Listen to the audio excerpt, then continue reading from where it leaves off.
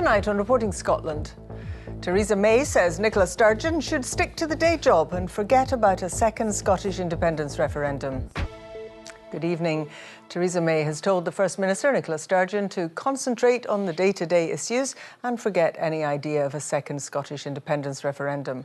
The Prime Minister said the issue had been settled and Scotland should be concentrating on developing closer ties with its major economic market, the rest of the UK. Mrs May told BBC Scotland she was working hard to get the best Brexit deal possible and confident the Scottish fishing industry had a bright future outside the common fisheries policy. Here's our political correspondent, David Porter. Politics can be a lonely business. Just ask Theresa May. A week ago in Salzburg, her Brexit strategy was ripped to shreds by other EU leaders. They said it wouldn't work. After an overnight flight from New York, where she'd addressed the United Nations, back to the day job today, trying to sort out Brexit.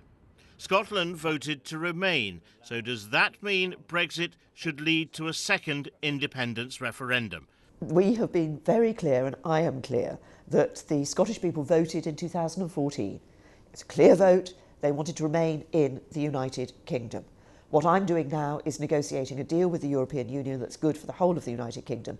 But just as we look at the trade and the free trade area between the UK and the European Union, what matters to Scotland, actually, in economic terms, in far more economic terms, is the internal market of the United Kingdom.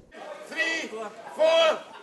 Much of the Tory revival in Scotland is based in the northeast fishing territory. There are worries the industry could be sacrificed as part of a wider Brexit deal. The Prime Minister says such fears are unfounded. Fisheries is not part of the agreement or the negotiation in relation to the free trade area. That, I think, was the concern that people had back when we went into the EEC, as it was at the time. We will be an independent coastal state when we come out of the European Union, and I believe that will give real opportunities, not just for maintaining, but for enhancing our fishing industry. Much has been made of the relationship between the Prime Minister and First Minister.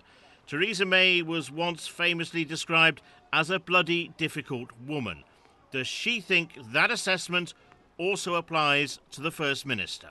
Nicola and I have had a number of meetings, a number of conversations.